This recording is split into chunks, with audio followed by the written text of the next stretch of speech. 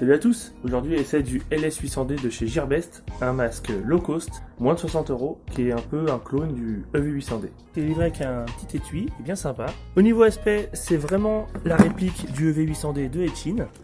Les boutons ont un peu évolué, et on a une prise USB en guise de chargeur, parce que le chargeur n'est pas fourni avec, mais on peut le recharger avec une prise USB universelle, donc ça c'est plutôt cool. Le souci de ce masque, c'est que c'est tout simplement involable en FPV Racing. La latence est très élevée, on a l'impression d'être à 15 fps. C'est comme si on pilotait avec une caméra de surveillance et qu'on n'avait pas la DSL. Alors vous voyez, en fait là je fais des mouvements mais ça manque de fluidité en fait, hein. C'est involable, on a l'impression d'être complètement sous quand on pilote, ce que je déconseille fortement d'ailleurs. Je pense que ce masque a un problème, ou alors c'est le firmware qui est pas bon, hein. On est en 1.0.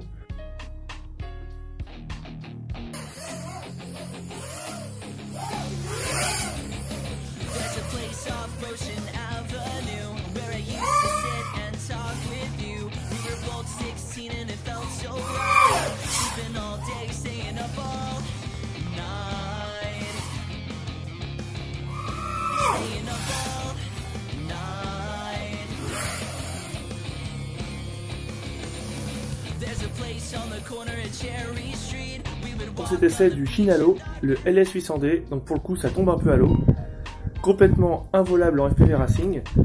Alors peut-être qu'avec un nouveau firmware ça peut améliorer les choses. Cela dit, ça aurait dû mettre la puce à l'oreille quand j'ai essayé de passer en mode 4 tiers. Impossible, alors que sur le EV800D on y arrivait très bien.